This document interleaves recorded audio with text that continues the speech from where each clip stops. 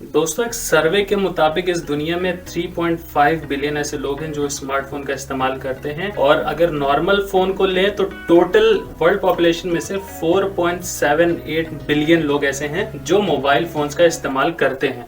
लेकिन दोस्तों, इस मोबाइल फ़ोन का इस्तेमाल करते वक्त हमें कुछ ऐसी जानकारी होना ज़रूरी है हमारे फ़ोन के बारे में जो हमारी सेहत से रिलेटेड होती है। क्योंकि दोस्तों, अक्सर आप लोगों ने देखा होगा जब कभी हम ज़्यादा देर तक फ़ोन से बात कर लेते हैं तो हमारे कान या उसके आसपास का एरिया गर्म हो जाता है। ऐसा क्यों होता है? हम में से बहुत कम ही लोग इसके बारे में जानते होंगे, लेकिन बहुत से लोग ऐसे हैं इस दुनिया में जो इस बारे में नहीं जानते और जो जानते भी हैं इसको इग्नोर करते हैं। वो इस चीज़ को ज़्यादा इंपॉर्टेंस नहीं देते। नमस्कार दोस्तों, मैं फाहद आप सभी का एक बार फिर से स्वागत करता हूं टेक्नो गुरु ऑफिशियल चैनल पे।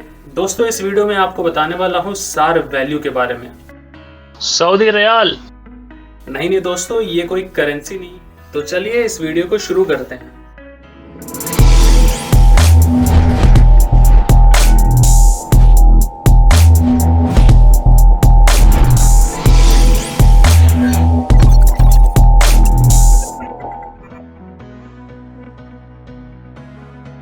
दोस्तों, वीडियो शुरू करने से पहले आप सबसे मैं रिक्वेस्ट करूंगा कि इस चैनल को सब्सक्राइब ज़रूर करिए और साथ ही बेल आइकन को ज़रूर दबाइए।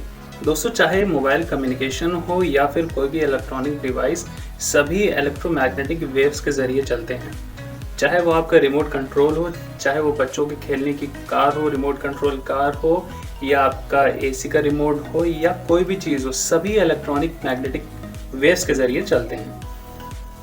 दोस्तों, मोबाइल में इन वेव्स की ट्रांसमिशन के लिए एंटीना की ज़रूरत पड़ती है जो कि दो तरीके से काम करते हैं।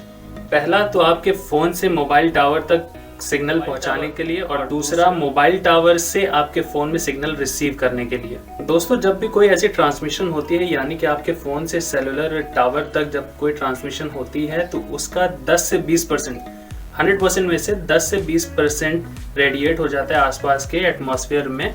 ऐसा इसलिए है क्योंकि सिग्नल में कुछ पावर होती है जो मोबाइल टावर से आपके फ़ोन में आने पर फैल जाती हैं, जिसे हम मोबाइल रेडिएशन भी कहते हैं। मोबाइल के यूसेज के ऊपर उसका रेडिएशन लेवल डिपेंड होता है, तो इसी रेडिएशन लेवल को कंट्रोल करने के लिए सार वैल्यू का इस्तेमाल होता है। सार वैल्यू का बेसिकली फुल फॉर्म है स्पेसिफिक एब्जॉर्प्शन रेट। इसकी मदद से किसी भी इलेक्ट्रॉनिक डिवाइस को इस्तेमाल करते वक्त उसमें से कितनी क्वांटिटी में इलेक्ट्रोमैग्नेटिक वेव्स रेडिएट हो रही हैं जो हमारी बॉडी एब्जॉर्ब कर लेती है। तो इस रेट का मेजरमेंट करने के लिए ये देखा जाता है कि कितनी वॉट पावर हमारे कितने किलो टिश्यू में एब्जॉर्ब हो रही है।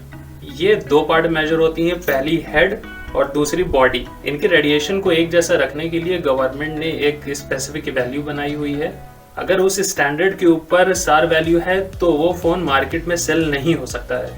इंडिया में इसकी वैल्यू 1.6 वाट पर किलोग्राम है पर 1 ग्राम ऑफ टिश्यू, जहां यूरोपियन स्टैंडर्ड में देखें तो 2 वाट पर किलोग्राम पर 10 ग्राम ऑफ टिश्यू होता है। चलिए, मैंने अब थ्योरेटिकल बात कर ली कि ये क्या होता है, सार वैल्यू होती क्या है, कितनी क्या है। तो अब बात करते हैं प्रैक्टिकली कि इसको आप कैसे देख सकते हैं अपने फ़ोन में। पहला तो जब आप फ़ोन करते हैं उसके बॉक्स के ऊपर ही लिखा रहता है सार वैल्यू इस फ़ोन की इतनी है। अगर वो बॉक्स आपके पास नहीं है या तो आपने फ़ोन पहले ख़रीदा हुआ है, इस वक्त बॉक्स आपके पास नहीं है, तो दूसरा भी तरीका है इसको देखने के लिए। आपको सीधा अपना फ़ोन उठाना है, उसमें *#07# टाइप करना है और इसके बाद ही आपके स्क्रीन के ऊपर सार वैल्यू आपके फ़ोन की कितनी है वो सामने आ जाएगी। उसको आपको देखना होगा कि सार वैल्यू हमारे फ़ोन की 1.6 वाट पर kg से कम है या ज़्यादा है। हालांकि दोस्तों, ये मोबाइल रेडिएशन सार वैल्यू के बाद से इतनी हार्मफुल नहीं होती है हमारे बॉडीज़ के लिए जब एक लिमिटेड टाइम तक यूज़ किया जाता है। इसका मतलब ये नहीं कि आप 24 घंटे अपने फ़ोन पे ऑडियो कॉल करें और वो आपके लिए हानिकारक नहीं होगा।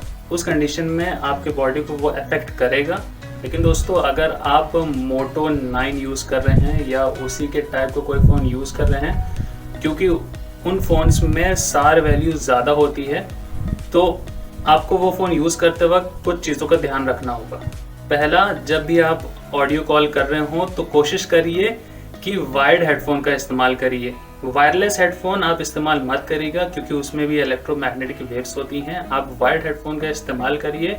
उससे क्या होती है कि जो इलेक्ट्रोमैग्नेटिक वेव्स होती हैं, जो रेडिएशन होती है फ़ोन की, वो फ़ोन में ही रहती है और वो फ़ोन आपके बॉडी से थोड़ा दूर रहता है। दूसरा दोस्तों, जब आपके फ़ोन का सिग्नल कमज़ोर हो, चाहे मोटो 9 हो या कोई भी और फ़ोन हो, अगर आपके फ़ोन का सिग्नल कमज़ोर हो तो उस वक्त कोशिश करिए कि आप कॉल मत करिए, क्योंकि जब सिग्नल कमज़ोर होता है तो रेडिएशन पावर हाई हो जाती है, जिससे ये ख़तरा बढ़ सकता है। तीसरा दोस्तों, जब भी आप किसी को कॉल लगाएं तो फ़ोन को अपने कान के पास ना लें जब तक उस फ़ोन में रिंग की आवाज़ ना सुनाई दे। हालांकि जैसे कि मतलब आप अगर किसी को कॉल करते हैं तो थोड़ी देर बाद वो रिंग बजना शुरू होती है, वो कनेक्शन स्टार्ट होता है। तो जब तक आपके फ़ोन में कनेक्शन स्टार्ट ना हो जाए तब तक आप अपने फ़ोन को अपने कान के पास बिल्कुल ही मत लाइए। चौथा दोस्तों, जब आपका फ़ोन इस्तेमाल में ना हो तो उसको रिक्वेस्ट करके आप अपने से थोड़ा दूर